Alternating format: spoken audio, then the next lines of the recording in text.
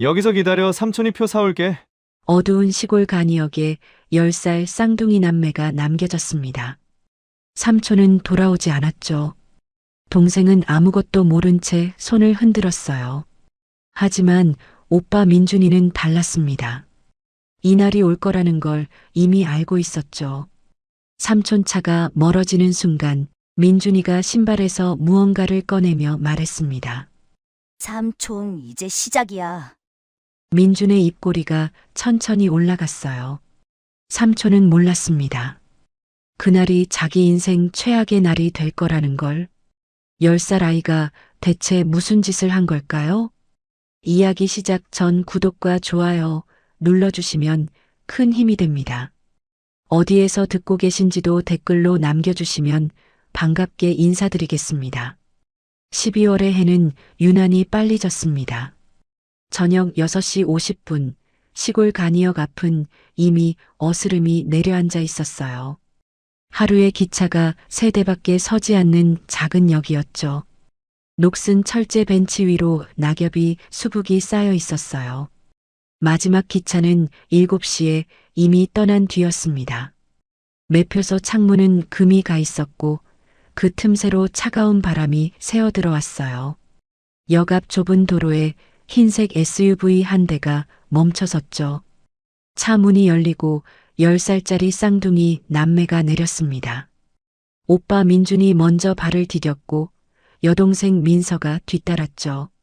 두 아이 모두 얇은 점퍼 하나만 걸치고 있었어요. 12월 칼바람이 두 아이의 볼을 사정없이 핥히었습니다. 민서가 본능적으로 양손을 입에 가져다 대고 호호 불었어요. 하얀 입김이 피어올랐다 금세 사라졌죠. 운전석에서 삼촌이 고개를 내밀었어요. 35살 박정수, 아이들의 친삼촌이었죠. 눈 밑에는 짙은 그늘이 드리워져 있었어요. 며칠째 면도를 하지 않은 듯 턱에는 거친 수염이 자라 있었습니다. 여기서 잠깐 기다려. 삼촌이 표 사올게. 민서가 고개를 끄덕이며 환하게 웃었어요. 아직 아무것도 모르는 순수한 미소였죠. 하지만 민주는 달랐습니다. 그는 대답 대신 삼촌의 눈을 똑바로 바라봤어요. 삼촌은 그 시선을 피하듯 재빨리 고개를 돌렸습니다. 창문을 닫는 손이 미세하게 떨리고 있었죠. 차 시동이 다시 걸렸어요. 흰색 SUV가 천천히 움직이기 시작했습니다. 민서가 손을 흔들었지만 차는 멈추지 않았어요. 오히려 속도를 높이며 점점 멀어졌죠. 흰색 SUV의 뒷모습이 작아지더니 마침내 어둠 속으로 완전히 사라졌습니다. 삼촌은 끝내 뒤를 돌아보지 않았어요. 민주는 그 뒷모습을 끝까지 지켜봤습니다. 주먹을 꽉 쥔 채로요. 5분이 지났습니다. 민서가 오빠의 소매를 잡아당겼어요. 오빠, 삼촌 왜 안 와? 민주는 대답하지 않았습니다. 그저 삼촌의 차가 사라진 방향만 묵묵히 바라보고 있었죠. 가슴속에서 뜨거운 것이 치밀어 올랐지만 민주는 꾹 눌러 삼켰어요. 15분이 지났어요. 대합실에서 영무원 아저씨가 나왔습니다. 50대쯤 되어 보이는 아저씨는 두꺼운 점퍼를 입고 있었죠. 얘들아, 막차 끊겼어. 부모님은 어디 계시니? 삼촌이 표 사러 갔어요. 금방 올 거예요. 영무원이 고개를 갸웃거렸어요. 표를 사러 갔다면서 왜 차를 몰고 갔을까? 석연치 않다는 눈빛이었죠. 30분이 지났습니다. 영무원이 결국 한숨을 쉬며 대합실 불을 껐어요. 철컥하는 소리와 함께 자물쇠가 잠겼습니다. 낡은 오토바이 시동 소리가 들리더니 그마저도 금세 사라졌죠. 40분이 지났어요. 깜빡거리던 가로등이 마침내 꺼졌습니다. 간이역은 완전한 어둠에 휩싸였죠. 멀리서 들개 짖는 소리가 메아리 쳤어요. 아무도 없었습니다. 오직 10살짜리 남매 둘만 차가운 벤치 위에 나란히 앉아 있었죠. 민서가 오빠의 팔을 꽉 붙잡았어요. 작은 손이 파들파들 떨리고 있었습니다. 입술이 파랗게 질려 있었어요. 눈에는 두려움이 가득 고여 있었죠. 오빠 무서워. 삼촌 왜 안 와? 민주는 한참 동안 어둠을 바라보다 천천히 동생을 돌아봤어요. 민서야, 삼촌 안 와.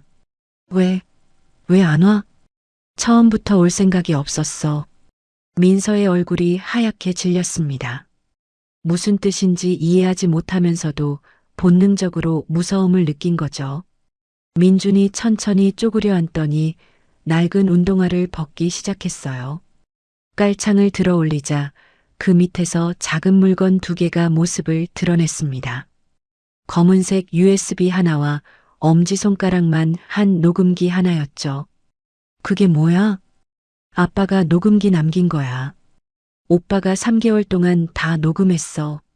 민준이 녹음기를 손에 꼭 쥐었어요. 손끝이 떨렸지만 쥔 힘만은 단단했습니다. 아빠가 말했어.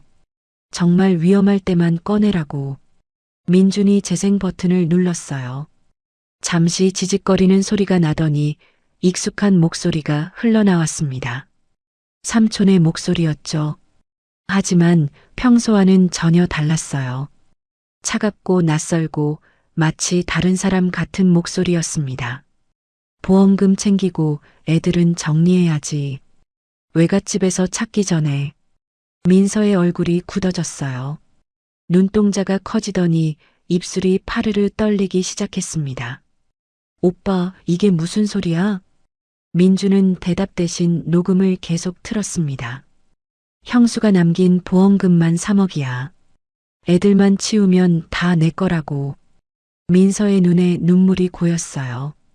뚝 하고 한 방울이 볼을 타고 흘러내렸습니다. 10살 아이가 이해하기엔 너무나 잔인한 말이었죠. 민서의 어깨가 작게 떨리기 시작했어요. 민준이 녹음기를 멈추고 동생의 어깨를 감싸 안았어요. 아빠가 다 알고 있었어. 그래서 이걸 남긴 거야. 민서가 오빠의 품에서 훌쩍거렸습니다. 어깨가 들썩일 만큼 울었지만 소리는 크게 내지 않았어요. 마치 누군가 들을까봐 무서운 것처럼요. 민준이 천천히 일어섰습니다. 녹음기를 주머니 깊숙이 넣으며 어둠을 바라봤어요. 삼촌의 차가 사라진 바로 그 방향이었죠. 삼촌은 우리가 바보인 줄 알았어. 민서가 눈물을 훔치며 올려다봤어요. 오빠의 얼굴에 희미한 미소가 번지고 있었습니다. 하지만 그것은 10살 아이의 웃음이 아니었어요. 서늘하고 단단한 마치 칼날 같은 미소였죠. 근데 몰랐던 게 하나 있어. 난 3개월 전부터 다 알고 있었거든. 민서의 눈이 휘둥그레졌어요. 오빠가 그 오랜 시간 동안 혼자서 이 무거운 진실을 품고 있었다는 사실이 믿기지 않았습니다. 아빠가 다 준비해뒀어. 이제 시작이야.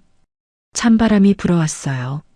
민서가 몸을 움츠리자 민준이 자기 점퍼를 벗어 동생 어깨에 덮어줬습니다. 얇은 티셔츠 하나만 남은 민준의 팔에 소름이 돋았지만 아이는 내색하지 않았어요. 오빠, 추워. 괜찮아. 오빠는 안 추워. 민준이 주머니에서 작은 초콜릿바를 꺼냈어요. 며칠 전부터 이 순간을 대비해 몰래 숨겨둔 것이었죠. 이거 먹어. 배고프지? 오빠는? 오빠 배 안 고파? 바로 그때 민준의 배에서 꼬르륵 소리가 났어요. 적막한 간이역에 그 소리가 유난히 크게 울렸죠. 민서가 울다 말고 피식 웃음을 터뜨렸습니다. 그리고 초콜릿을 반으로 나눴어요. 같이 먹어, 오빠. 민준이 반쪽을 받아들었어요. 차가운 초콜릿이 입안에서 천천히 녹았습니다. 민서가 오빠의 손을 꼭 잡았어요. 작고 차가운 손이었지만 그 안에는 아직 온기가 남아 있었죠. 오빠, 우리 어떡해? 괜찮아. 오빠가 지킬게. 민주는 동생의 손을 맞잡으며 속으로 다짐했습니다. 아빠, 기다려. 내가 반드시 끝낼게. 간이역에는 여전히 차가운 바람만 불고 있었어요. 하지만 10살 소년의 눈빛은 그 어떤 것보다 뜨겁게 타오르고 있었습니다. 복수의 불씨가 막 지펴진 거죠. 3개월 전 흐린 날이었습니다. 작은 장례식장 안에는 국화꽃 향기가 진하게 퍼져 있었어요. 하얀 국화가 제단 양옆으로 빼곡히 놓여 있었어요. 조문객들의 발소리가 조용히 울려 퍼졌죠. 영정 사진 2개가 나란히 걸려 있었습니다. 아빠와 엄마의 사진이었어요. 사진 속 두 사람은 환하게 웃고 있었지만 그 앞에 선 10살 쌍둥이 남매의 얼굴은 창백하게 굳어 있었죠. 민주는 멍하니 영정 사진을 바라보고 있었습니다. 눈물이 나오지 않았어요. 슬프지 않은 게 아니었습니다. 너무 슬퍼서 오히려 실감이 나지 않는 거였죠. 엄마가 아침마다 머리를 빗겨주던 손길이, 아빠가 어깨 위에 태워주던 따뜻함이 아직도 생생하게 느껴졌어요. 그런데 이제 두 분 다 사진 속에만 계신다니요. 민서는 오빠 손을 꼭 잡은 채 훌쩍훌쩍 울고 있었어요. 검은 상복이 아이에게는 너무 컸습니다. 소매가 손끝을 덮었어요. 치마다는 발목까지 내려왔죠. 어른들이 급하게 맞춰준 옷이 분명했어요. 조문객들이 수군거리는 소리가 들려왔습니다. 저렇게 어린 게 불쌍해라. 갑자기 사고래. 부모 둘 다 한꺼번에. 여자애가 더 애처롭네. 저 나이에 엄마 잃으면. 민서가 더 크게 훌쩍였어요. 민준이 동생의 손을 꼭 쥐어줬습니다. 말은 하지 않았지만 그 손에는 오빠가 있어라는 메시지가 담겨 있었죠. 그때 장례식장 입구가 소란스러워졌어요. 검은 양복을 입은 남자가 들어오고 있었습니다. 삼촌 박정수였죠. 삼촌은 영정 앞에 서서 깊이 고개를 숙였어요. 형님, 형수님, 제가 아이들 데려갈게요. 목소리가 떨리는 것 같았습니다. 삼촌이 고개를 들어 아이들을 바라봤어요.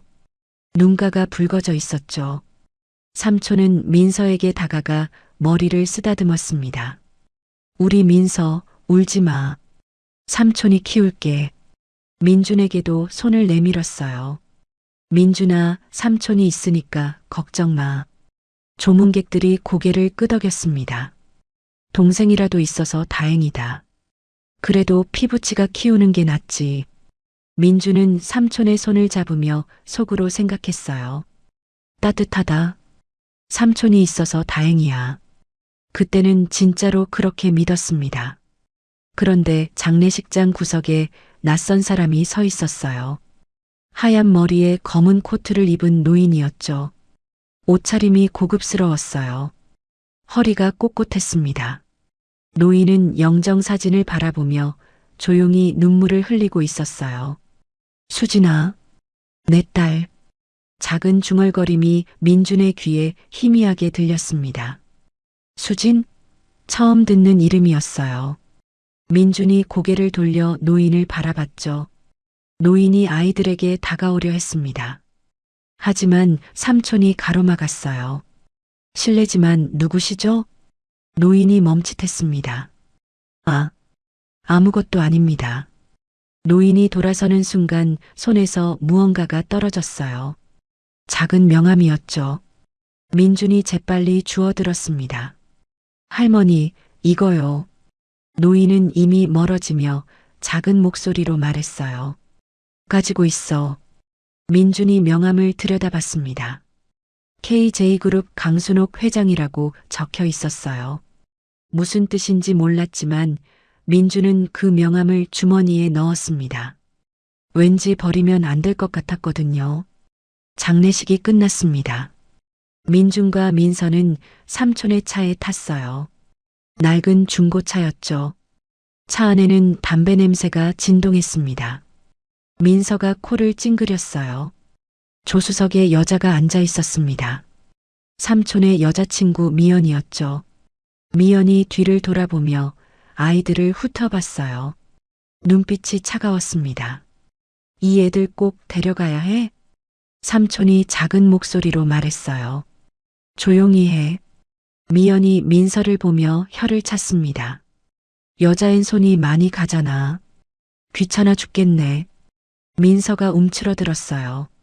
민준이 동생 손을 잡아줬습니다. 차가 출발했죠.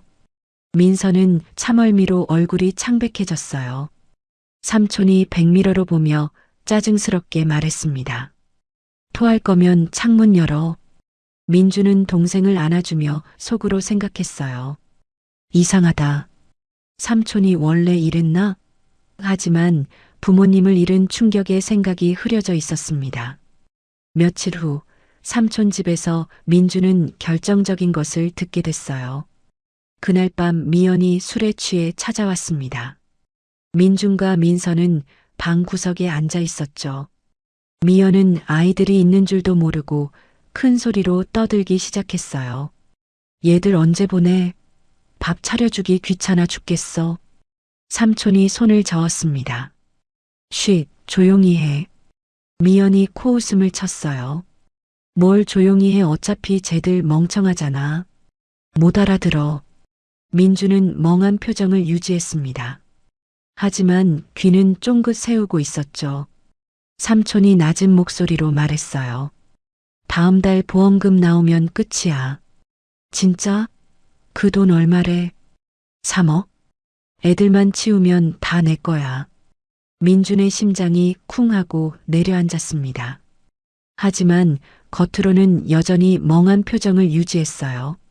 손톱이 손바닥을 파고들었지만 표정 하나 바꾸지 않았죠. 치운다고? 우리를? 그날 밤이었습니다. 미연이 가고 삼촌이 잠든 후 민주는 아버지의 유품 상자를 뒤졌어요. 상자 바닥에서 봉투 하나를 발견했죠. 아버지의 필체가 적혀 있었습니다.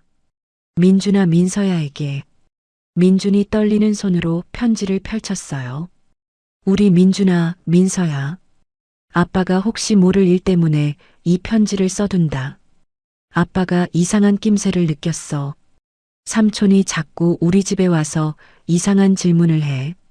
돈 얘기만 하더라. 아빠가 몰래 따라가 봤는데 무서운 사람들 만나고 있었어. 경찰 아저씨한테 말했는데 증거가 없대. 엄마 원래 이름은 김수진이야. 외할머니랑 크게 싸우고 이름을 바꿨대.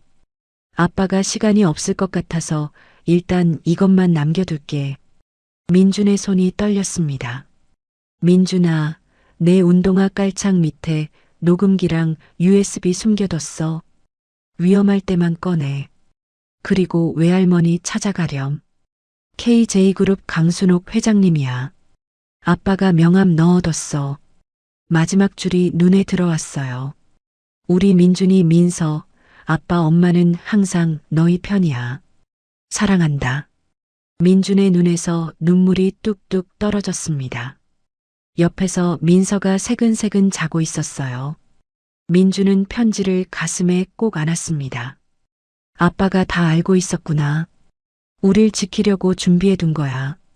민준은 이불을 깨물며 소리 없이 울었어요. 그리고 눈물을 닦으며 맹세했습니다. 살아남는다. 민서 지킨다. 반드시 복수한다. 신발을 확인했어요. 깔창 밑에 진짜로 녹음기와 USB가 있었습니다. 아빠 고마워. 내가 반드시 지킬게. 창밖에서 달빛이 희미하게 비쳐 들어왔어요. 10살 소년의 눈에서 눈물이 마르고 그 자리에 단단한 결의가 자리 잡았습니다. 그날 밤 이후 민주는 달라졌습니다. 창밖으로 비치던 달빛 아래에서 눈물을 닦아낸 10살 소년은 더 이상 예전의 민준이 아니었어요. 아버지의 편지를 가슴에 품고 잠든 그 밤, 민주는 꿈속에서도 이를 악물고 있었죠. 민주는 원래 수학 천재였습니다. 전국 초등 수학 경시 대회에서 대상을 받은 적도 있었죠. 6자리 곱셈을 암산으로 풀었고 한 번 본 것은 사진처럼 머릿속에 저장됐어요. 선생님들은 민준을 신동이라고 불렀습니다. 하지만 이제 그 천재성을 숨겨야 했어요. 아버지의 편지를 읽은 다음 날 밤, 민주는 화장실 거울 앞에 섰습니다. 형광등 불빛이 창백한 얼굴을 비췄어요. 민주는 거울 속 자신을 바라보며 연습을 시작했습니다. 멍한 표정, 초점 없는 눈, 느린 반응. 처음에는 어색했어요. 얼굴 근육이 제대로 움직이지 않았죠. 하지만 민주는 포기하지 않았습니다. 수십 번, 수백 번 반복했어요. 바보인 척해야 해. 삼촌이 방심하도록. 거울 속의 자신이 낯설었습니다. 마치 다른 사람 같았어요. 하지만 민주는 그 낯선 얼굴을 받아들였죠. 살아남기 위해서였으니까요. 민주는 잠든 민서를 깨웠어요. 동생의 어깨를 살짝 흔들자 민서가 눈을 비비며 일어났습니다. 오빠 왜? 민준이 민서의 어깨를 잡고 나지막이 말했어요. 목소리가 떨리지 않도록 애썼습니다. 오빠 말 잘 들어. 삼촌 앞에서 말 많이 하면 안 돼. 민서가 고개를 갸웃거렸어요. 잠이 덜 깬 눈으로 오빠를 올려다봤죠. 왜? 지금은 못 알려줘.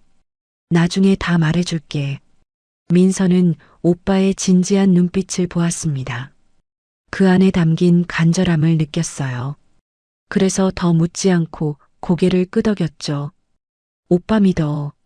민준이 동생의 손을 잡고 비밀 신호를 알려줬어요. 손가락을 3번 튕기면 위험하니까 조용히라는 뜻이었죠. 쌍둥이만의 암호가 생긴 거예요. 민서가 작은 손으로 따라 해봤습니다. 톡, 톡, 톡. 서툴렀지만 진지했어요. 며칠 후 학교에서 시험이 있었습니다. 민주는 시험지를 받아들고 펜을 굴렸어요. 머릿속에서는 답이 술술 나왔습니다.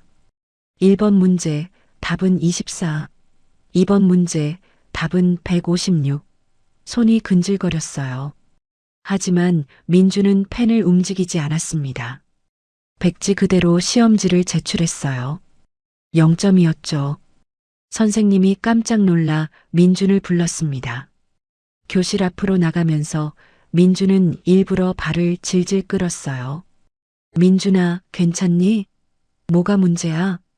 민준은 멍하니 선생님을 바라볼 뿐 대답하지 않았어요. 눈동자의 초점을 일부러 흐리게 만들었죠. 선생님이 안쓰러운 표정을 지었습니다. 부모님 일 때문에 충격받았나 보다. 친구들이 수군거리는 소리가 들려왔어요. 쟤 완전 바보 됐대. 불쌍하다. 그렇게 똑똑했는데. 민주는 속으로 중얼거렸습니다. 그래, 다들 그렇게 생각해. 집에 돌아오자 삼촌이 소파에 앉아 TV를 보고 있었어요. 맥주캔이 테이블 위에 굴러다녔고 담배 연기가 거실에 자욱했습니다. 민준아, 학교 갔다 왔어? 민준은 대답하지 않았습니다. 그저 벽만 멍하니 바라봤죠. 심장이 두근거렸지만 표정은 돌처럼 굳어 있었어요. 삼촌이 눈살을 찌푸리며 손을 흔들었습니다. 민준의 눈앞에서요. 야, 귀 안 들려? 여전히 무반응이었습니다. 삼촌이 혀를 찼어요. 입에서 술 냄새가 풍겼죠. 이 새끼 진짜 머리 맛이 갔나 봐. 미연이 옆에서 킬킬 웃었습니다. 손톱을 다듬으며 아이들을 흘겨봤죠. 잘 됐네. 바보면 신경 안 써도 되잖아. 삼촌이 고개를 끄덕였어요. 그러게. 뭘 알겠어. 민주는 속으로 차갑게 웃었습니다. 그래, 그렇게 생각하라고. 바보 연기가 완벽하게 먹혀들고 있었어요. 하지만 민주는 거기서 멈추지 않았습니다. 아버지가 80% 증거를 모아뒀지만 더 필요했거든요. 민준이 민서에게 작전을 설명했어요. 방 구석에서 이불을 덮고 속삭였죠. 민서야, 오빠 도와줄 수 있어? 민서가 고개를 끄덕였습니다. 눈이 반짝거렸어요. 응, 뭔데? 삼촌이 나쁜 짓 했어. 증거 모아야 해. 민서의 표정이 진지해졌어요. 작은 주먹을 꽉 쥐었죠. 오빠 말 들을게. 쌍둥이 작전이 시작됐어요. 민서가 미연의 시선을 끄는 역할을 맡았죠. 이모 배고파요. 미연이 짜증스러운 표정을 지었어요. 눈을 흘기며 입술을 삐죽거렸죠. 뭐, 또 배고파? 물 주세요. 미연이 투덜거리며 부엌으로 갔습니다. 슬리퍼가 바닥에 질질 끌리는 소리가 났어요. 그 틈에 민준이 재빨리 움직였습니다. 삼촌의 서랍을 열고 서류를 꺼냈죠. 손이 떨렸지만 멈출 수 없었어요. 심장이 목구멍까지 뛰어오르는 것 같았습니다. 민주는 아버지가 숨겨둔 작은 카메라로 서류를 촬영했어요. 민서의 목소리가 부엌에서 들려왔습니다. 이모 이거 어떻게 열어요? 시간을 벌어주고 있었어요. 민준이 촬영을 마치고 서랍을 닫았습니다. 손바닥에 땀이 흥건했죠. 민서가 거실로 돌아왔어요. 두 아이의 눈빛이 마주쳤습니다. 민준이 살짝 고개를 끄덕였죠. 민서의 입꼬리가 살짝 올라갔어요. 성공이었습니다. 밤이 되면 민주는 삼촌과 미연의 대화를 엿들었어요. 방문 틈 사이로 불빛이 새어 들어왔고 목소리가 희미하게 들렸죠. 보험금 언제 나와?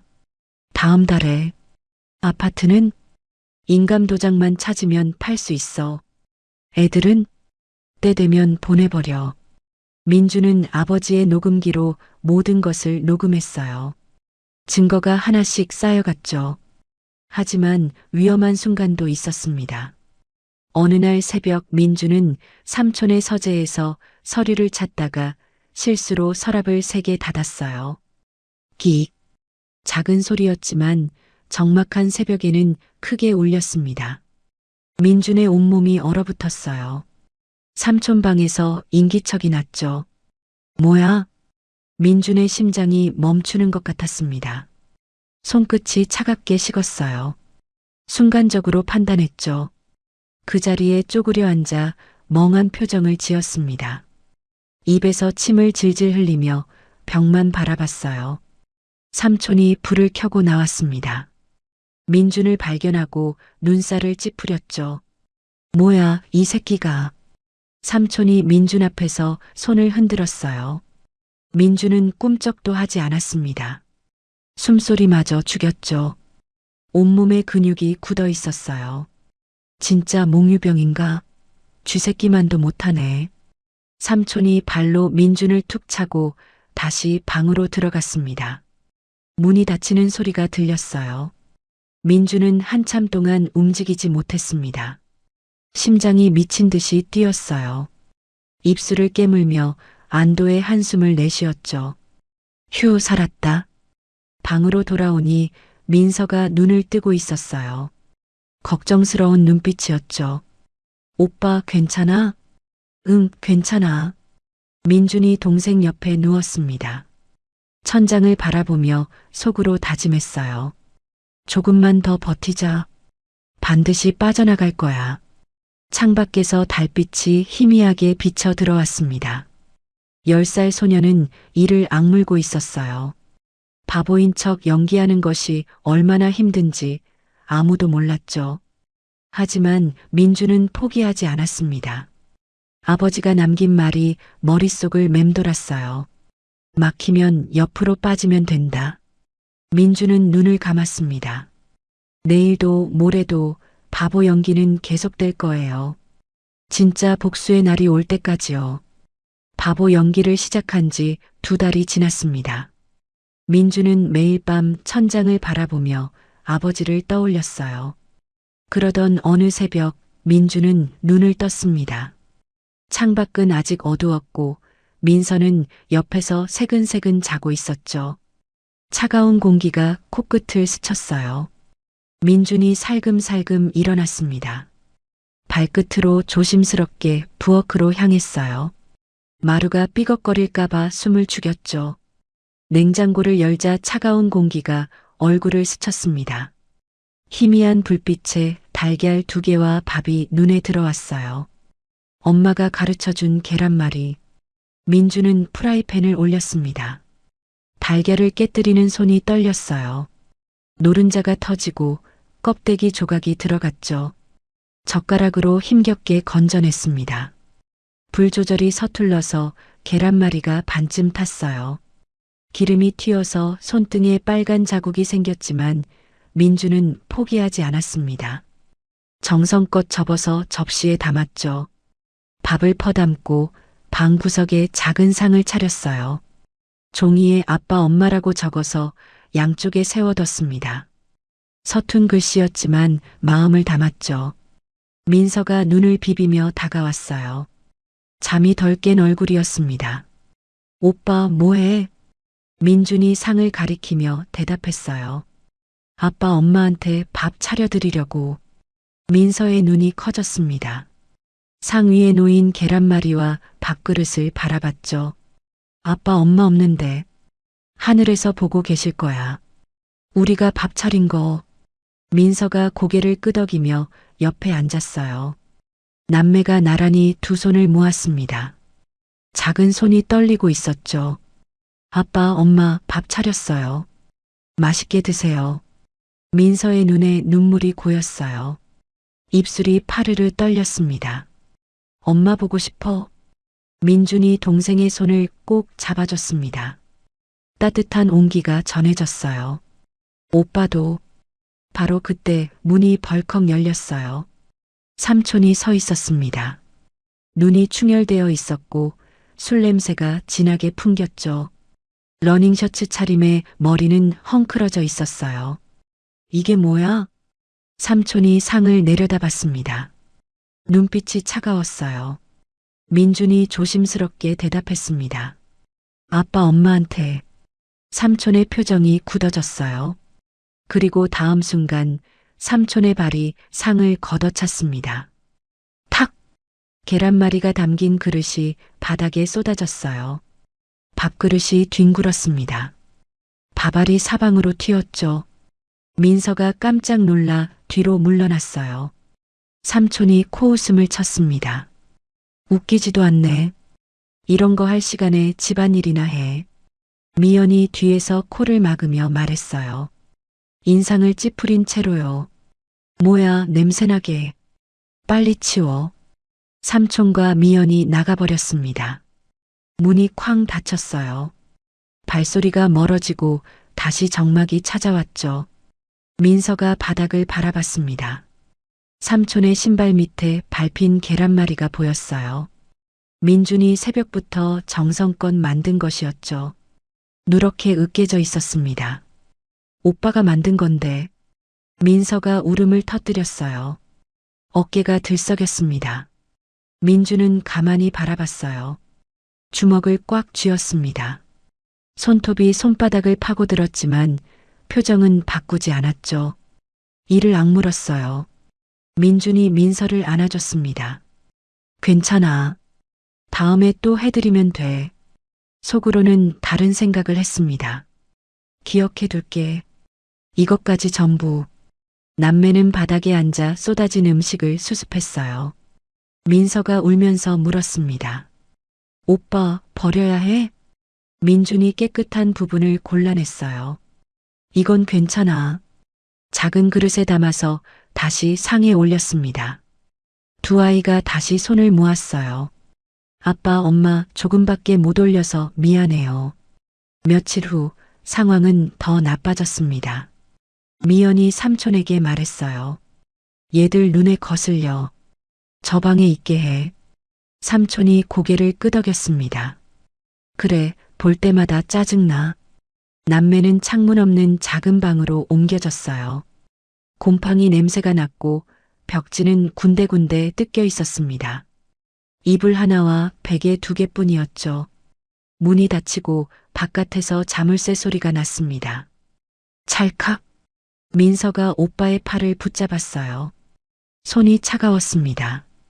오빠, 문 잠갔어. 괜찮아. 여기서 둘이 있으면 돼.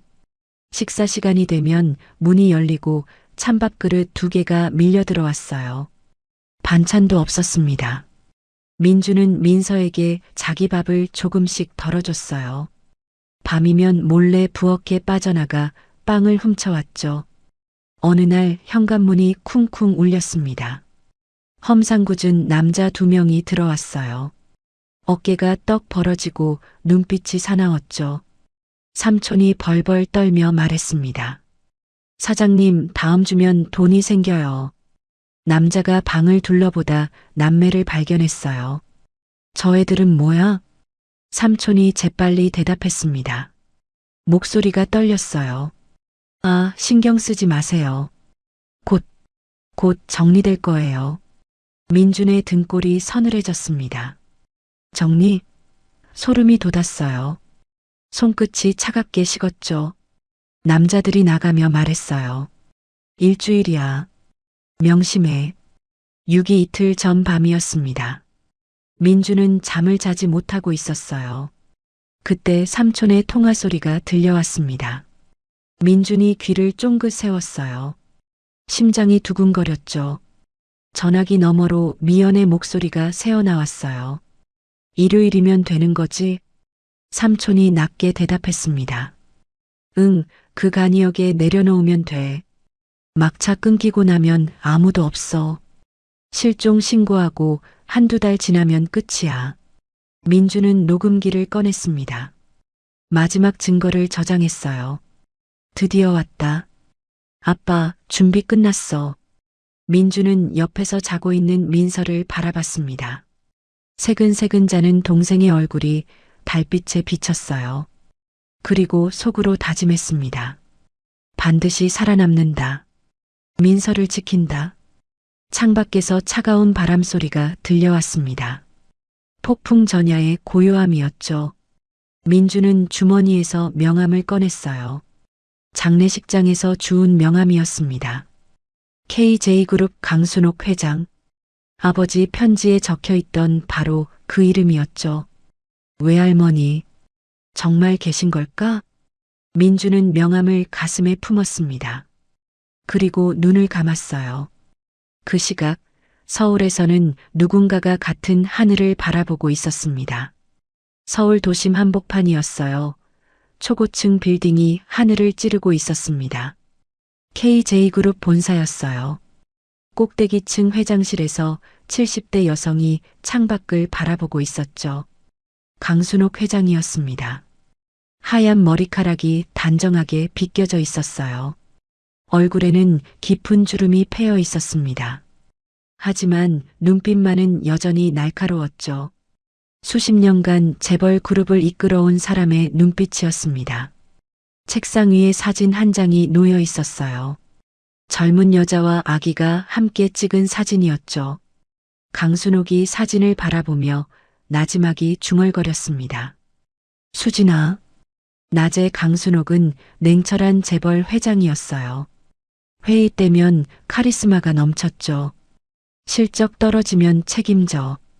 임원들이 고개를 숙였습니다. 아무도 강순옥의 눈을 똑바로 마주보지 못했어요. 하지만 밤이 되면 달라졌습니다. 강순옥은 저택 2층에 있는 방으로 향했어요. 30년간 그대로 보존된 딸의 방이었죠. 침대 위에는 먼지가 쌓인 인형이 놓여 있었어요. 책상에는 오래된 교과서가 그대로였습니다. 강순옥이 침대에 앉아 인형을 안았어요. 그리고 소리 없이 울기 시작했죠. 수진아, 엄마가 미안해. 30년간 딸의 생일마다 케이크를 샀습니다. 촛불을 켜고 혼자 불었어요. 소원은 늘 같았죠. 수진이를 만나게 해주세요. 강순옥이 창밖을 바라보다 눈을 감았습니다. 30년 전 기억이 떠올랐어요. 그날 20살 딸 수진이 찾아왔었죠. 엄마, 나 결혼하고 싶은 사람 있어. 강순옥이 물었습니다. 누군데? 대학교 동기야. 이름은 김현우. 강순옥은 그 남자를 조사했어요. 집안에 재산도 없었어요. 배경도 없었죠. 평범한 회사원의 아들이었습니다. 미쳤어? 내 딸이 그런 사람한테 시집가? 수진의 얼굴이 붉어졌어요. 엄마는 맨날 회사. 나보다 회사가 중요하잖아. 강순옥이 차갑게 말했습니다. 그 남자랑 결혼하면 넌 내 딸 아니야. 수진의 눈에 눈물이 차올랐어요. 입술을 깨물더니 단호하게 말했죠. 좋아요. 그럼 딸 안 할게요. 문이 쾅 닫혔습니다. 강순옥이 뒤늦게 불렀어요. 수진아. 대답이 없었습니다. 그게 마지막이었어요. 다음 날 후회가 밀려왔습니다. 강순옥은 탐정을 고용했어요. 하지만 수진은 이름을 바꾸고 본적지도 옮겼죠. 김수진이란 이름으로는 찾을 수 없습니다. 개명한 것 같습니다. 강순옥이 소리쳤어요. 그래도 찾아. 돈은 얼마든지 줄 테니까. 5년간 전국을 수소문했지만 단서가 없었습니다. 10년째 탐정이 고개를 저었어요. 더 이상 찾을 방법이 없습니다. 그렇게 20년이 흘렀습니다. 강순옥은 매년 딸 생일에 촛불을 켜며 중얼거렸어요. 수진아, 어디 있니? 회상에서 깨어났을 때 비서가 노크를 했습니다. 회장님, 탐정에게서 연락 왔습니다. 강순옥이 벌떡 일어났어요. 수진이 찾았어. 비서의 표정이 어두웠습니다. 일단 들어보셔야 할 것 같습니다. 전화가 연결됐어요. 탐정의 목소리가 들려왔죠. 회장님, 드디어 단서가 잡혔습니다. 김수진 씨가 이수민이라는 이름으로 살고 있었습니다. 강순옥의 심장이 뛰었어요. 어디야? 당장 가야 해. 탐정이 잠시 침묵했습니다. 그리고 낮은 목소리로 말했어요. 그런데 며칠 전 교통사고로 부부가 함께. 강순옥의 손에서 전화기가 떨어졌습니다. 무릎에 힘이 풀려 바닥에 주저앉았어요. 수진아, 수진아. 비서가 달려왔습니다. 회장님.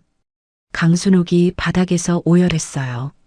30년 만에 찾은 딸이 이미 세상에 없었습니다.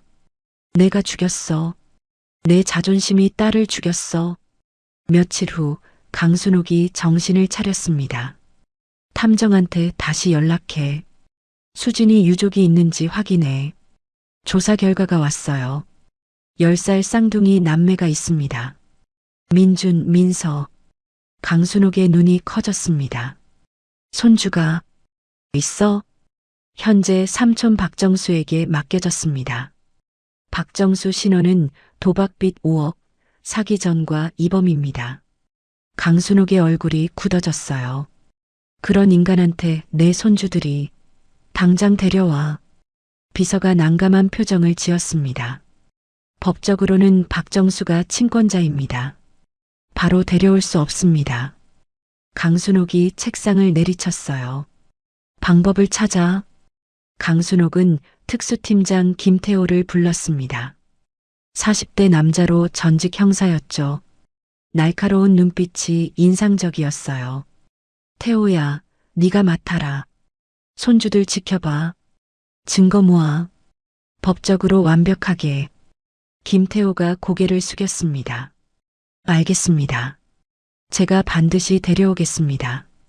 변호사를 통해 친권 이전을 시도했지만 실패했어요. 아동보호기관에 신고도 했지만 삼촌이 잘 숨겼죠. 무혐의로 끝났습니다. 그렇게 3개월이 흘렀어요. 김태호가 긴급 연락을 해왔습니다. 회장님, 박정수가 움직입니다. 아이들을 차에 태워서 이동 중입니다. 강순옥이 물었어요. 어디로? 목적지는 시골 간이역입니다. 유기하려는 것 같습니다. 강순옥이 벌떡 일어났습니다. 직접 간다. 비서가 말렸어요. 회장님, 위험합니다. 강순옥이 코트를 집어들며 말했습니다. 눈빛이 단호했어요. 30년 늦었어. 더는 못 기다려. 김태호의 목소리가 전화기에서 들려왔어요. 회장님, 제가 먼저 아이들 확보하고 있겠습니다. 도착하시면 바로 만나실 수 있게 해드릴게요. 알았어. 태호야, 손주들 부탁해. 전화가 끊겼습니다. 강순옥이 문을 열고 나갔어요. 70대 노인의 발걸음이라고는 믿기 어려울 만큼 빠르고 단단했어요. 밤 9시 간이역은 완전한 어둠에 잠겨 있었습니다. 가로등 불빛마저 꺼진 대합실 앞에서 두 아이가 몸을 웅크리고 있었어요. 민준이 민서를 꼭 안아주고 있었죠. 서로의 체온으로 추위를 버텨내고 있었습니다. 12월의 밤바람이 매서웠어요. 얇은 점퍼 하나로는 막을 수 없는 한기가 뼛속까지 파고들었죠. 민서의 이가 달달달 부딪히는 소리가 들렸습니다. 입술이 파랗게 질려 있었어요. 손끝은 이미 감각을 잃어가고 있었죠. 멀리서 들개 짖는 소리가 들려왔습니다. 한 마리가 울기 시작하자 여기저기서 울음소리가 메아리 쳤어요. 산 전체가 아이들을 애워싸는 것 같았죠. 민서가 오빠의 팔을 더 세게 붙잡았습니다. 목소리가 떨리고 있었어요. 오빠, 너무 추워. 민준이 동생을 더 꼭 안아줬어요. 자기 체온이라도 나눠주고 싶었습니다. 하지만 민준도 추위에 떨고 있었죠. 점퍼를 민서에게 덮어준 뒤라 얇은 티셔츠만 입고 있었거든요. 조금만 참아. 오빠가 있잖아. 민서가 고개를 들어 오빠를 올려다봤어요. 눈가에 눈물이 맺혀 있었습니다.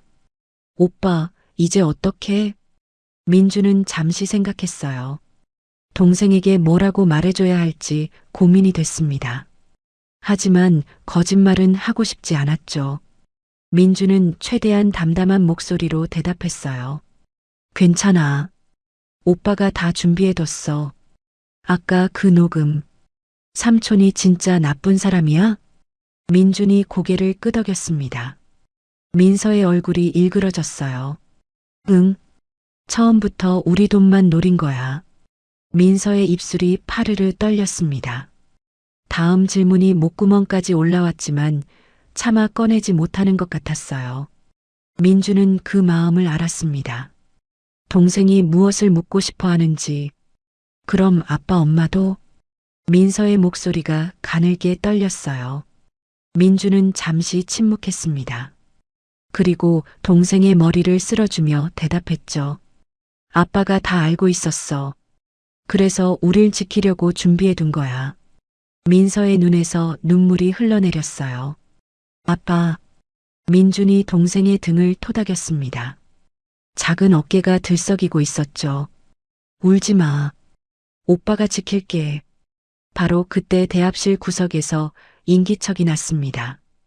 바스락거리는 소리와 함께 발자국 소리가 들려왔어요. 민준의 온몸이 긴장했습니다. 심장이 쿵쾅거리기 시작했죠. 어둠 속에서 그림자가 천천히 다가오고 있었어요. 민준이 재빨리 민서를 등 뒤로 숨겼습니다. 주변을 둘러봤지만 도망칠 곳이 없었어요. 주먹을 꽉 쥐었죠. 10살 아이의 주먹이었지만 동생을 지키겠다는 의지가 담겨 있었습니다. 누구세요? 민준의 목소리가 어둠 속에 울렸어요. 떨리지 않으려고 애썼지만 완전히 숨길 수는 없었습니다. 그림자가 가까이 왔어요. 희미한 달빛 아래 남자의 모습이 드러났습니다. 낡은 점퍼에 모자를 푹 눌러 쓰고 있었죠. 수염이 덥수룩했어요. 옷은 여기저기 해져 있었습니다. 얼핏 보면 노숙자 같았습니다. 하지만 이상한 점이 있었어요. 눈빛이 너무 맑았죠. 흐리멍덩한 노숙자의 눈이 아니었습니다. 남자가 입을 열었어요. 목소리는 낮고 차분했습니다. 애들아, 이 밤에 여기서 뭐하니? 민주는 경계를 늦추지 않았어요. 등 뒤에서 민서가 오빠의 옷자락을 꽉 움켜쥐고 있었습니다. 아저씨는 누구세요? 그냥 지나가던 사람이야. 민주는 대답하지 않았어요. 경계의 눈빛을 거두지 않았죠. 남자가 갑자기 의외의 말을 했습니다. 흰색 SUV 타고 왔지? 그 차 운전하던 남자가 너희 삼촌이고. 민준의 눈이 커졌어요. 심장이 멈추는 것 같았습니다. 어떻게 알고 있는 걸까요? 그 사람이 너희 버리고 간 거 맞지? 민준이 한 발 물러서며 물었어요. 목소리가 날카로워졌습니다. 어떻게 알아요? 남자가 주머니에서 무언가를 꺼냈어요. 민준이 긴장했습니다. 하지만 남자가 꺼낸 것은 무기가 아니었어요. 신분증이었죠. 민준이 눈을 가늘게 뜨고 들여다봤습니다. KJ그룹 회장 직속 특수팀 김태호. 민준의 눈이 휘둥그레졌어요. KJ그룹. 그 이름은 익숙했습니다. 아버지가 남긴 편지에 있었죠. 외할머니를 찾아가라고 했던 바로 그곳이었어요. 외할머니. 김태호가 고개를 끄덕였습니다. 그래. 외할머니가 보내셨어. 3개월 동안 너희 지켜봤다. 민서가 오빠 뒤에서 고개를 내밀었어요. 눈이 동그래져 있었습니다. 외할머니가 우리한테 왜요? 할머니가 너희 엄마 찾다가 늦게 알게 됐어. 너희 지키는 게 내 임무야. 김태호가 핸드폰을 꺼내 화면을 보여줬어요. 사진과 영상이 가득했습니다. 민준이 학교에서 멍한 척하는 모습, 민서가 집에서 우는 모습, 삼촌이 소리 지르는 장면까지 3개월 동안의 기록이 빼곡히 저장되어 있었죠. 민준의 마음이 복잡해졌어요. 누군가 지켜보고 있었다는 안도감. 하지만 왜 더 빨리 구해주지 않았는가 하는 서운함도 있었습니다. 이걸 다 찍고 있었어요? 김태호가 고개를 숙였어요. 목소리가 낮아졌습니다. 미안해. 법적으로 완벽하게 증거 모아야 했어. 아동보호기관에 2번 신고했어. 근데 삼촌이 조사 나올 때마다 집 깨끗이 치우고 너희한테 잘 지낸다고 말하게 시켰잖아. 결국 2번 다 무혐의 나왔어. 이번에 유기현행범으로 잡으려고 기다린 거야. 민주는 잠시 생각했어요. 그리고 신발에서 USB를 꺼내 건넸습니다. 이거 봐주세요. 김태호가 노트북을 꺼내 USB를 연결했어요. 아버지가 모아둔 증거 파일들이 화면에 떴습니다. 브레이크 조작 의뢰 문자, 사채업자와의 통화 녹음, 보험금 공모 내용. 김태호의 표정이 굳어졌어요. 네 부모님 사고. 우연이 아니었어. 민주는 이미 알고 있었지만 다시 확인되니 손이 떨렸어요. 주먹을 꽉 쥐었습니다. 손톱이 손바닥을 파고들었죠. 이거면 충분해. 살인교사로 갈 수 있어. 김태호가 전화를 꺼냈어요. 회장님, 아이들 확보했습니다. 전화기 너머로 떨리는 여자 목소리가 들렸습니다. 지금 간다. 10분만 기다려. 김태호가 전화를 끊으며 말했어요. 경찰에도 연락했어. 영장 준비됐어. 민준이 물었습니다. 외할머니가 오세요? 응. 3개월 동안 매일 울면서 너희 기다렸어. 민서가 오빠의 손을 잡았어요. 작은 손이 여전히 차가웠지만 조금 전보다는 덜 떨리고 있었습니다. 희망이 생긴 거죠. 김태호가 전화를 끊으며 말했어요. 10분만 기다려. 할머니가 오고 계셔. 민준이 고개를 끄덕였습니다. 민서의 손을 꼭 잡았어요. 10분. 10분만 버티면 됐습니다. 민준은 어둠 속을 바라보며 속으로 중얼거렸어요. 아빠, 드디어 시작이야. 정확히 10분이 지났어요. 멀리서 불빛이 나타났습니다. 헤드라이트 2줄기가 어둠을 가르며 다가왔죠. 자갈길을 밟는 타이어 소리가 고요한 밤 공기를 갈랐습니다. 검은색 고급 세단 한 대가 간이역 앞에 멈춰 섰습니다. 민준의 심장이 쿵쾅거렸어요. 운전석 문이 열리고 검은 정장 차림의 기사가 내렸습니다. 기사가 공손하게 뒷문을 열자 하얀 머리카락의 노인이 천천히 모습을 드러냈어요. 캐시미어 코트 자락이 밤바람에 흔들렸습니다. 민주는 그 얼굴을 단번에 알아봤어요. 장례식장에서 스쳐 지나갔던 바로 그 할머니였죠. 민서가 오빠 등 뒤로 숨으며 점퍼 자락을 움켜쥐었습니다. 차가운 손가락이 파르르 떨리고 있었어요. 오빠, 저 사람 누구야? 속삭임이 흰 입김과 함께 새어나왔습니다. 외할머니래. 우리 외할머니 있었어? 엄마가 말 안 해줬는데. 민서의 목소리가 떨렸어요. 민준도 나도 몰랐다고 낮게 대답했습니다. 강순옥이 천천히 아이들에게 다가왔어요. 구두굽이 자갈을 밟는 소리가 또각또각 울렸습니다. 간이역의 희미한 가로등 아래서 두 세대의 시선이 마주쳤어요. 강순옥의 발걸음이 멈췄습니다. 민서의 얼굴을 보는 순간 30년 전 20살 수진의 모습이 겹쳐 보였거든요. 강순옥의 눈에 눈물이 차올랐어요. 수진이 어릴 때랑 똑같아. 목소리가 바람에 흩어지듯 갈라졌습니다. 강순옥이 천천히 무릎을 꿇었어요. 차가운 시멘트 바닥에 무릎이 닿는 것도 아랑곳하지 않았습니다. 캐시미어 코트 자락이 먼지투성이 바닥에 끌렸어요. 70평생 쌓아온 자존심도 이 순간만큼은 의미가 없었죠. 민준아, 민서야.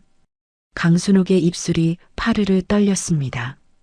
민서가 오빠 뒤에서 조심스럽게 얼굴을 내밀었어요. 할머니? 그 한마디에 강순옥의 어깨가 들썩였습니다. 30년을 기다린 호칭이었거든요. 주름진 손이 떨리며 민서의 볼을 어루만졌어요. 할머니가 너무 늦었어. 미안해. 눈물이 강순옥의 볼을 타고 주르륵 흘러내렸습니다. 민주는 말없이 그 모습을 지켜봤어요. 가슴속에서 복잡한 감정이 소용돌이쳤습니다. 강순옥이 민준을 올려다보며 입을 열었어요. 할머니가 엄마를 내쫓았어. 30년 전에. 그래서 엄마가 연락 안 한 거야. 민준의 눈빛이 흔들렸습니다. 할머니가 잘못했어. 매일 후회했어. 왜 그랬어요? 민준의 목소리는 낮았지만 날카로웠어요. 자존심 때문에. 어리석었어. 강순옥이 고개를 떨궜습니다. 목소리가 점점 작아졌어요. 엄마를 찾으려고 30년 동안 노력했는데 찾았을 땐 이미 말을 잇지 못하고 오열했습니다. 강순옥이 주머니에서 낡은 사진 한 장을 꺼냈어요. 모서리가 달아 있었습니다. 20살쯤 되어 보이는 수진의 사진이었죠. 강순옥이 민서에게 사진을 건넸어요. 엄마 젊었을 때야. 민서가 떨리는 손으로 사진을 받아들었습니다. 사진 속 엄마의 얼굴을 보는 순간 눈물이 왈칵 쏟아졌어요. 엄마다. 엄마 예뻤어. 눈물방울이 사진 위로 뚝뚝 떨어졌습니다. 강순옥이 민서의 얼굴을 쓰다듬었어요. 민서야, 너 엄마 어릴 때랑 똑같이 생겼어. 웃는 것도, 코도, 눈도. 엄마 보고 싶어요. 민서가 울음을 터뜨렸습니다. 강순옥이 아이를 품에 꽉 안았어요. 할머니도 엄마 보고 싶어. 두 사람이 껴안고 울었습니다. 12월 밤바람이 차갑게 불어왔지만 아무도 신경 쓰지 않았어요. 민주는 한 발짝 떨어져 그 모습을 지켜봤습니다. 그때 민준의 입에서 차가운 목소리가 흘러나왔어요. 할머니, 왜 3개월 동안 안 왔어요? 그동안 우리 얼마나 힘들었는지 알아요? 강순옥의 표정이 일그러졌습니다. 알아. 다 알아. 할머니가 바로 데려오고 싶었어. 근데 강순옥의 목소리가 떨렸어요. 법적으로 삼촌이 보호자여서 증거 없이 데려가면 유괴야. 신고도 했는데 증거 부족으로 무혐의 나왔어. 미안해. 변명이야. 다 알면서 지켜보기만 한 거. 할머니도 용서 못해. 강순옥이 다시 눈물을 흘렸습니다. 그때 김태호가 핸드폰을 꺼내 민준에게 보여줬어요. 민준아, 회장님이 매일 너희 걱정하셨어. 화면에는 영상이 재생되고 있었습니다. 매일 밤 아이들 사진을 보며 우는 강순옥의 모습이었어요. 손주들 밥은 먹었을까? 안 맞았을까? 영상 속 할머니의 목소리가 흘러나왔습니다.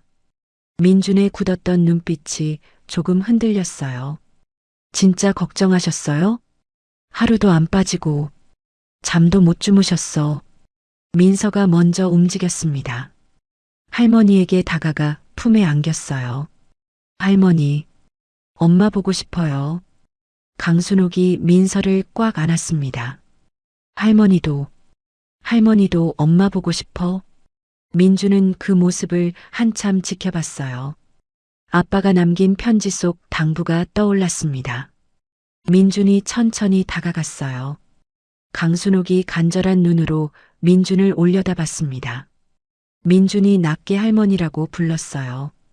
강순옥이 떨리는 손을 벌렸습니다. 민준이 그 품에 안겼어요. 세 사람이 함께 껴안고 울었습니다. 수진아, 봐라. 할머니가 지킬게. 이번엔 꼭 지킬게. 한참 뒤 울음이 잦아들었어요. 민준이 고개를 들었습니다. 눈빛이 단단하게 굳어 있었어요. 할머니, 저 삼촌 만나고 싶어요. 직접 끝내고 싶어요. 아빠 엄마 대신. 10살 아이의 목소리라고는 믿기 어려울 만큼 서늘한 톤이었죠. 강순옥은 그 눈을 한참 들여다봤습니다.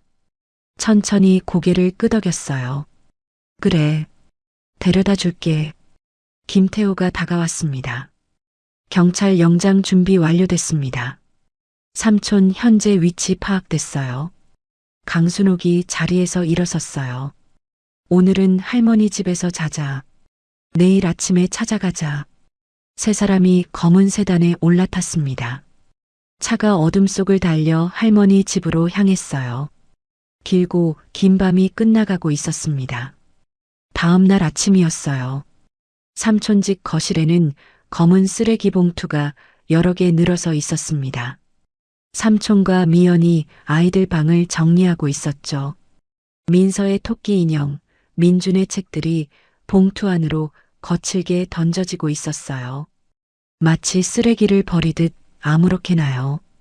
삼촌이 민준의 수학 문제집을 집어들었습니다.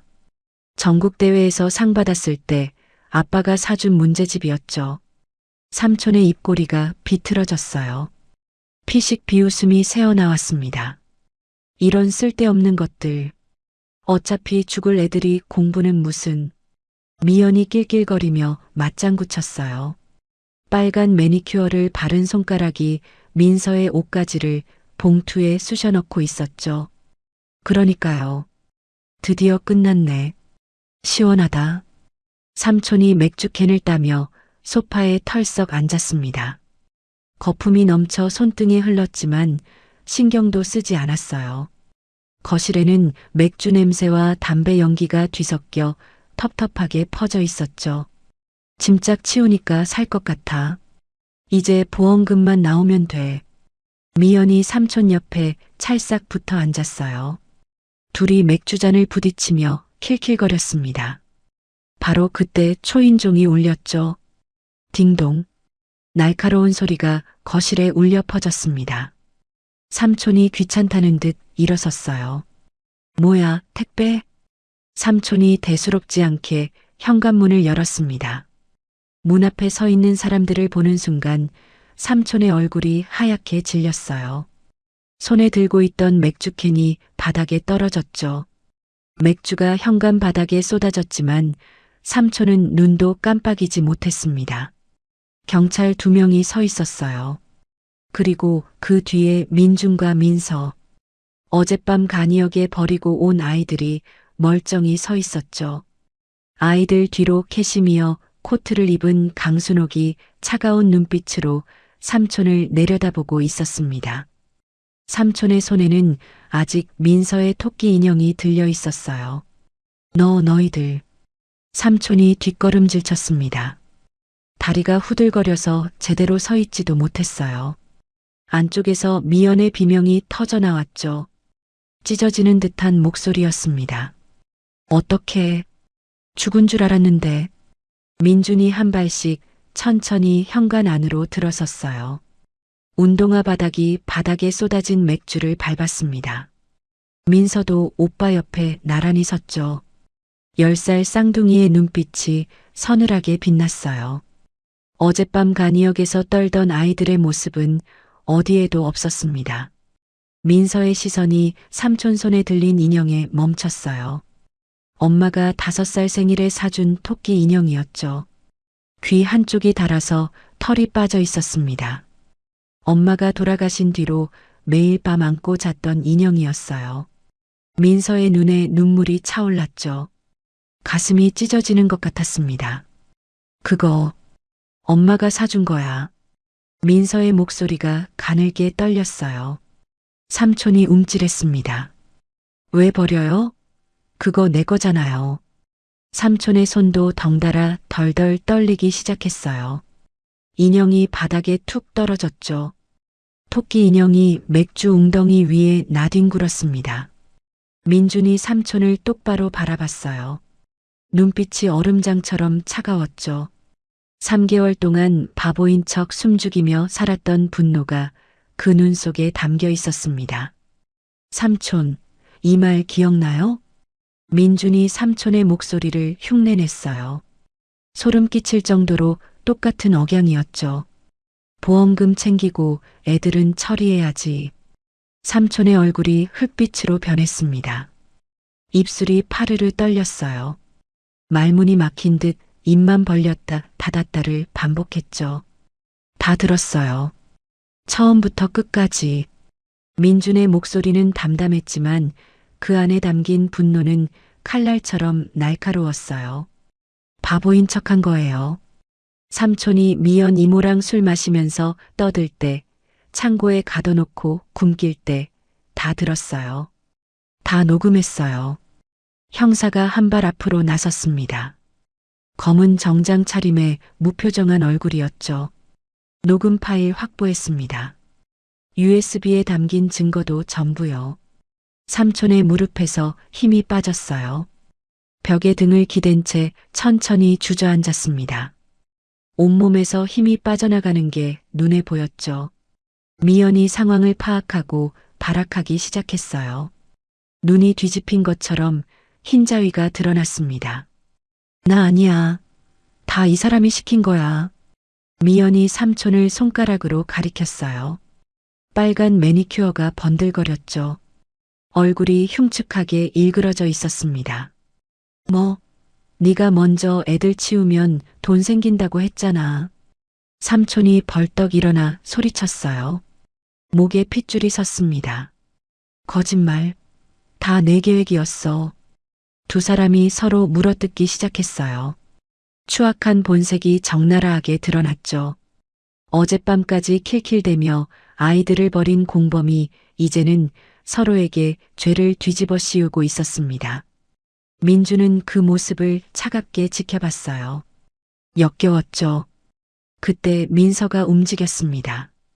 오빠 옆에서 한 발 앞으로 나섰어요. 작은 어깨가 떨리고 있었지만 눈빛만은 흔들리지 않았죠. 삼촌이 싸움을 멈추고 민서를 올려다봤습니다. 민서야. 삼촌의 목소리가 기어들었어요. 민서의 목소리가 떨리지만 또렷하게 울려 퍼졌습니다. 삼촌, 우리 엄마 아빠 돌려줘요. 삼촌이 움찔했어요. 10살 여자아이의 눈에서 눈물이 흘러내렸지만 시선은 피하지 않았습니다. 민서의 작은 주먹이 불끈 쥐어져 있었죠. 오빠가 새벽에 일어나서 아빠 엄마한테 밥 차렸는데 민서의 목소리가 갈라졌어요. 그날 아침의 기억이 선명하게 떠올랐습니다. 삼촌이 발로 찼어요. 계란말이가 바닥에 쏟아졌어요. 삼촌이 뒷걸음질 쳤습니다. 10살짜리 아이의 말 한마디에 얼굴이 사색이 되었어요. 변명 한마디 하지 못했죠. 형사가 앞으로 나섰습니다. 박정수 씨, 최미연 씨, 살인교사, 아동유기, 보험사기 혐의로 긴급 체포합니다. 형사들이 삼촌의 양팔을 잡았어요. 차가운 쇠가 손목에 채워졌습니다. 철컥. 그 소리가 거실에 차갑게 울렸죠. 미연도 공범 혐의로 수갑이 채워졌어요. 울음소리가 터져 나왔습니다. 이것들이 감히. 삼촌이 발버둥 쳤지만 소용없었어요. 민준이 천천히 삼촌 앞으로 다가갔습니다. 형사들에게 잡힌 삼촌과 눈이 마주쳤죠. 삼촌. 민준의 목소리는 낮고 차분했어요. 왜 그랬어요?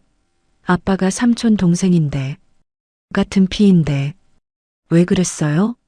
삼촌이 고개를 떨궜습니다. 대답이 없었어요. 얼굴을 들 수가 없는 거였죠. 민준이 말을 이었습니다. 아빠가 말했어요. 막히면 옆으로 빠지면 된다고. 민준의 눈빛이 서늘하게 빛났어요. 삼촌이 막아도 우린 길을 찾았어요. 삼촌이 끌려나가며 고개를 들지 못했습니다. 복도 끝까지 형사들에게 질질 끌려가는 뒷모습이 비참했죠. 강순옥이 앞으로 나왔어요. 캐시미어 코트 자락이 펄럭였습니다. 당당한 걸음이었죠. 삼촌이 고개를 들어 강순옥을 알아봤어요. 눈이 휘둥그레졌습니다. 당신이 왜? 강순옥의 눈빛이 얼음처럼 차가웠어요. 30년 전 딸을 내쫓은 죄책감, 그리고 그 딸을 죽인 자에 대한 분노가 뒤섞여 있었죠. 내 딸 죽인 죄, 뼛속까지 후회하게 해줄 거야. 삼촌이 질질 끌려나갔어요. 미연의 울음소리가 복도에 울려 퍼졌습니다. 강순옥이 손주들에게 손을 내밀었어요. 주름진 손이었지만 따뜻했죠. 민준아, 민서야. 가자. 할머니 집으로. 민준이 한 손, 민서가 한 손을 잡았습니다. 세 사람이 함께 현관을 나섰어요. 아침 햇살이 눈부시게 쏟아지고 있었죠. 1년 뒤 법정이었어요. 높은 천장 아래 차가운 공기가 감돌았습니다. 형광등 불빛이 하얗게 쏟아지고 있었죠. 방청석에는 사람들이 빼곡히 들어차 있었어요. 웅성거리는 소리가 법정 안을 가득 채웠습니다. 기자들의 카메라 셔터 소리가 연신 딸깍거렸죠. 피고인석에 삼촌이 앉아 있었어요. 1년 사이에 얼굴이 반쪽이 되어 있었습니다. 광대뼈가 툭 튀어나왔어요. 눈 밑에는 시커먼 그늘이 드리워져 있었죠. 손목에 채워진 수갑이 형광등 불빛에 번들거렸어요. 몇 달 전 맥주 마시며 킬킬거리던 그 모습은 어디에도 없었습니다. 민주는 방청석 맨 앞줄에 앉아 있었어요. 왼쪽에는 민서가, 오른쪽에는 강순옥이 나란히 앉아 있었죠. 민준의 심장이 쿵쾅거렸습니다. 손바닥에 땀이 배어났어요. 민준의 눈빛이 피고인석을 향했습니다. 삼촌과 눈이 마주쳤어요. 삼촌이 순간 움찔하며 고개를 떨궜죠. 몇 달 전까지 아이들을 짐짝 취급하던 그 오만함은 온데간데 없었습니다. 검사가 자리에서 일어섰어요. 검은 법복 자락이 펄럭였습니다. 서류를 펼치며 또렷한 목소리로 말하기 시작했죠. 피고인 박정수는 10살 조카 2명을 인적 없는 시골 간이역에 유기했습니다. 방청석이 술렁였어요. 여기저기서 한숨소리가 들려왔습니다. 누군가 세상에라고 중얼거리는 소리가 들렸죠. 부모의 보험금 3억 원을 노리고 계획적으로 범행했습니다. 또한 피해 아동의 부모 사망 사건에도 개입한 정황이 확인되었습니다. 검사의 목소리가 법정에 차갑게 울려 퍼졌어요. 삼촌의 어깨가 움츠러들었습니다. 고개를 푹 숙인 채 바닥만 내려다보고 있었죠. 손가락이 파르르 떨리고 있었어요. 판사가 방청석을 향해 입을 열었습니다. 피해자 진술 있습니까? 민준이 천천히 자리에서 일어섰어요. 심장이 쿵쾅거렸지만 다리는 떨리지 않았습니다. 3개월 동안 바보인 척하며 버텼던 그 시간이 민준을 단단하게 만들어 놓았죠. 민서가 오빠의 손을 꼭 잡아줬어요. 작지만 따뜻한 손이었습니다. 민준이 고개를 끄덕이고 증인석으로 걸어갔어요. 그 뒷모습을 강순옥이 걱정스러운 눈으로 지켜봤습니다. 민준이 증인석에 섰어요. 마이크 앞에 서니 법정이 한눈에 들어왔습니다. 수많은 시선이 민준에게 쏠려 있었죠. 기자들의 펜이 일제히 움직이기 시작했어요. 민준은 심호흡을 한 번 하고 입을 열었습니다. 저는 삼촌을 믿었습니다. 10살 아이의 목소리가 조용한 법정에 울려 퍼졌어요. 맑고 또렷한 목소리였습니다. 아빠 엄마가 돌아가시고 삼촌밖에 없었으니까요. 삼촌이 우리를 지켜줄 줄 알았어요. 민준의 목소리는 담담했지만 그 안에 담긴 아픔이 느껴졌죠. 근데 삼촌은 처음부터 우리 돈만 원했어요. 보험금이랑 집이랑. 우리한테는 관심도 없었어요. 방청석에서 누군가 코를 훌쩍였어요. 여기저기서 손수건을 꺼내는 소리가 들렸습니다. 민준이 말을 이었죠. 제가 새벽에 일어나서 아빠 엄마한테 밥을 차렸어요. 계란말이랑 밥이랑. 엄마가 좋아하셨던 거요. 민준의 눈가가 살짝 붉어졌어요. 그날 새벽의 기억이 선명하게 떠올랐습니다. 차가운 부엌에서 혼자 계란을 풀던 손의 감촉. 하지만 눈물은 흘리지 않았어요. 삼촌이 그걸 발로 찼어요. 바닥에 다 쏟아졌어요. 법정이 조용해졌어요. 숨소리조차 들리지 않았습니다. 민준이 피고인석을 똑바로 바라봤죠. 간이역에 버리고 갈 때 삼촌은 웃고 있었어요. 차 안에서 킬킬거리는 소리가 들렸어요. 삼촌이 고개를 더 깊이 숙였습니다. 어깨가 파르르 떨리고 있었어요. 민준의 눈빛이 차갑게 빛났죠. 삼촌, 왜 그랬어요? 민준의 목소리가 법정에 울렸어요. 삼촌이 입술을 달싹였지만 아무 소리도 나오지 않았습니다. 대답할 수 없었던 거죠. 법정 안에 무거운 침묵이 내려앉았어요.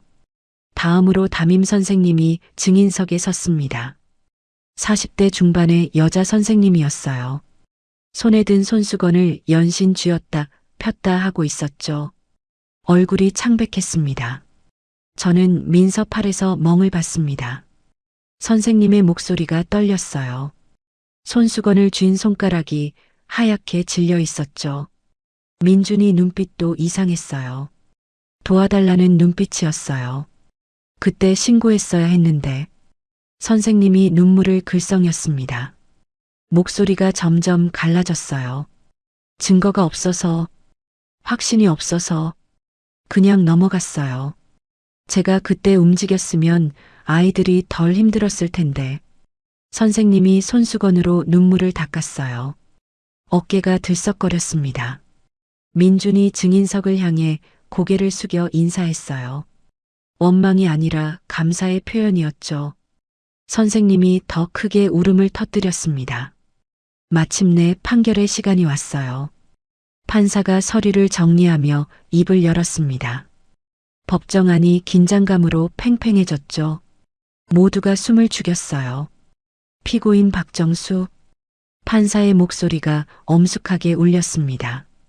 살인교사, 아동유기, 보험사기 혐의로 징역 15년을 선고합니다. 삼촌의 얼굴이 하얗게 질렸어요. 눈이 휘둥그레졌습니다. 15년. 삼촌의 비명이 터져나왔어요. 다리에서 힘이 빠져 그 자리에 주저앉았습니다. 법정경위 2명이 달려와 삼촌의 양팔을 잡아 일으켰죠. 민준아, 삼촌 살려줘. 삼촌이 방청석을 향해 소리쳤어요. 얼굴이 흉측하게 일그러져 있었습니다. 눈물과 콧물이 범벅이 되어 있었죠. 삼촌이 잘못했어. 한 번만 봐줘. 민준아. 삼촌이 발버둥치며 끌려갔어요. 구두가 바닥에 질질 끌리는 소리가 났습니다. 하지만 민준은 대답하지 않았어요. 그저 차가운 눈으로 삼촌을 바라볼 뿐이었죠.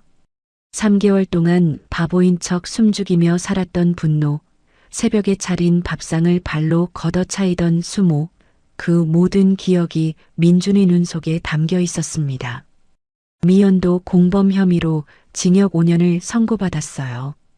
울면서 끌려나가는 미연의 비명이 법정 복도에 울려 퍼졌습니다.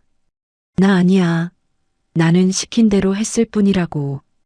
법정 문이 닫히자 비명소리가 멀어져 갔어요. 민주는 그제야 깊은 한숨을 내쉬었습니다. 어깨의 짐이 조금 내려간 것 같았죠. 법정을 나서자 햇살이 눈부시게 쏟아졌어요. 민준이 눈을 찡그리며 하늘을 올려다봤습니다. 구름 한 점 없이 맑은 하늘이었죠. 강순옥이 손주들의 손을 꼭 잡았어요. 주름진 손이 따뜻했습니다. 이제 끝났어. 할머니가 지킬게. 강순옥의 목소리가 부드러웠어요. 민서가 할머니 품에 안기며 울음을 터뜨렸습니다. 참았던 눈물이 한꺼번에 쏟아져 나왔죠. 민주는 하늘을 올려다본 채 속으로 중얼거렸어요. 아빠, 엄마, 이겼어. 우리가 이겼어. 바람이 불어와 민준의 머리카락을 살랑살랑 흔들었습니다. 마치 아빠, 엄마가 대답하는 것 같았어요. 민준의 눈가에 눈물이 맺혔지만 입가에는 미소가 번졌죠. 긴 싸움이 끝났어요. 이제 새로운 시작이었습니다. 10년 후 봄이었어요. 벚꽃이 흩날리는 명문대 캠퍼스는 눈부시게 빛나고 있었습니다. 대강당 앞에 커다란 현수막이 걸려 있었죠. 제58회 입학식이라는 글자가 바람에 펄럭였어요. 20살이 된 민준이 정장을 입고 서 있었습니다. 어깨가 넓어졌어요. 키가 훌쩍 자라 있었습니다. 10년 전 간이역에서 떨던 10살 꼬마의 모습은 어디에도 없었죠. 옆에는 민서가 서 있었습니다.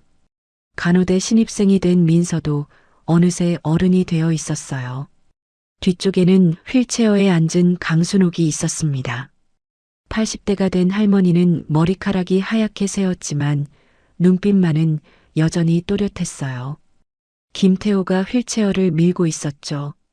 10년 사이에 KJ그룹 부사장이 된 그도 머리에 흰 머리카락이 섞여 있었습니다. 민서가 오빠의 옆구리를 쿡 찔렀어요. 오빠, 긴장돼? 민준이 살짝 웃으며 고개를 끄덕였습니다. 조금. 에이, 법대 전국수석이 뭘 긴장해. 민서가 장난스럽게 말했어요. 민준이 동생을 흘겨봤죠. 너도 간호대 장학생이잖아. 그건 그렇지. 민서가 어깨를 으쓱했습니다.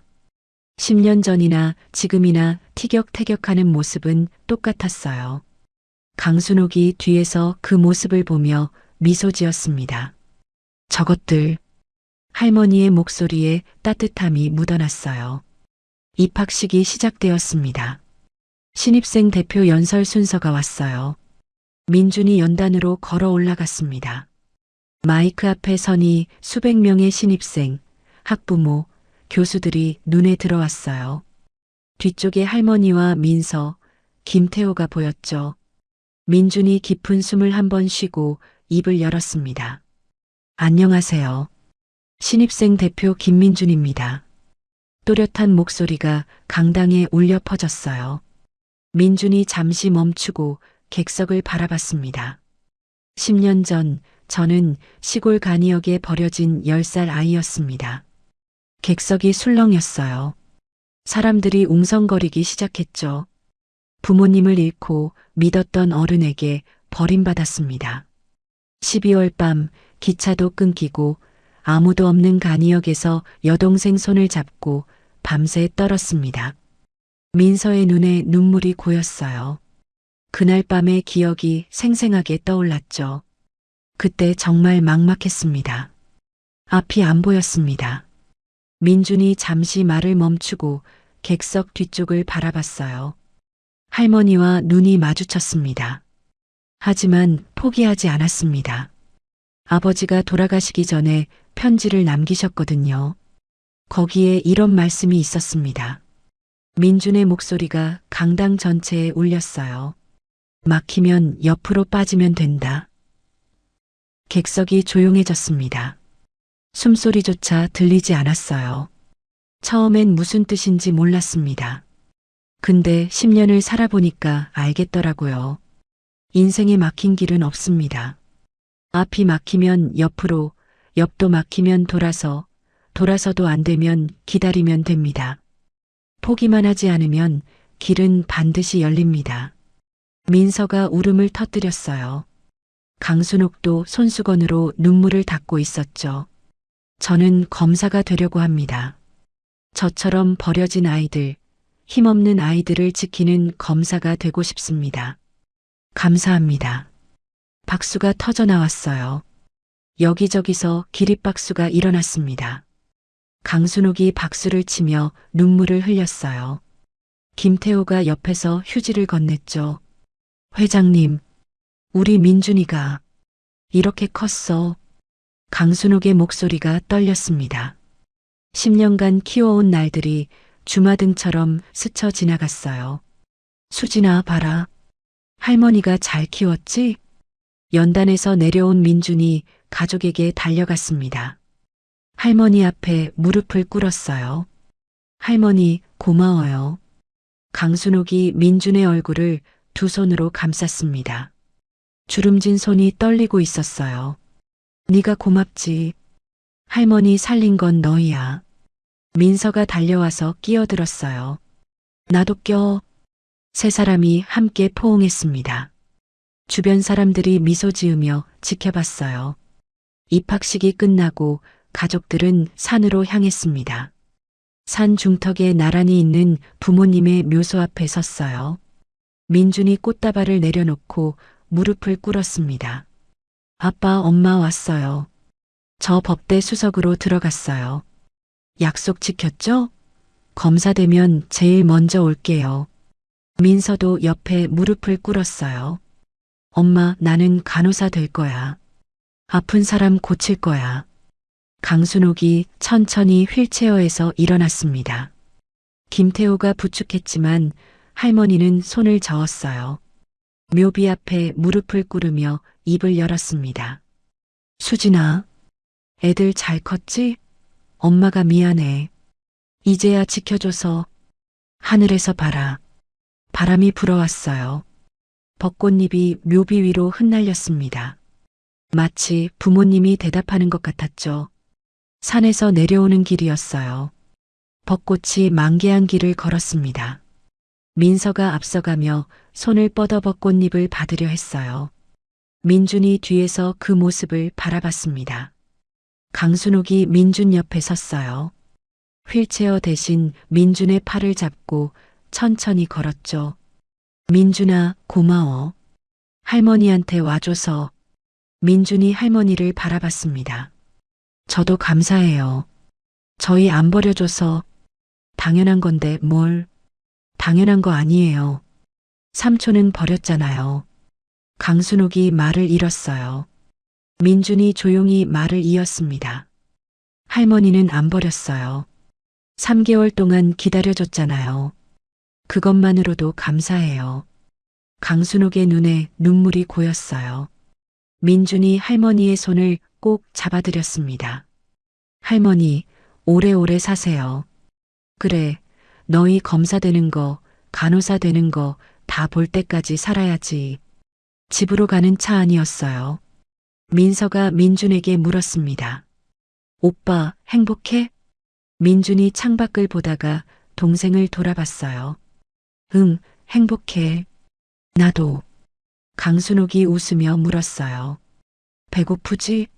할머니가 맛있는 거 해줄게. 삼겹살, 된장찌개요. 남매가 동시에 대답했습니다. 강순옥이 웃음을 터뜨렸어요. 둘 다 해줄게. 차 안에 웃음소리가 퍼졌습니다. 민준이 다시 창밖을 바라봤어요. 벚꽃이 흩날리는 거리가 보였습니다. 10년 전 그 간이역이 떠올랐어요. 어둡고 춥고 무서웠던 밤. 하지만 포기하지 않았죠. 민준의 입가에 미소가 번졌습니다. 아빠 말이 맞았어. 포기하지 않으니까 길이 열렸어. 이제 민준의 인생은 버려지는 인생이 아니었어요. 스스로 선택하고 걸어가는 운명이었습니다. 막힌 길에서도 포기하지 않으면 길이 열려요. 당신도 포기하지 않고 나아가면 언젠가 반드시 좋은 길이 열릴 겁니다.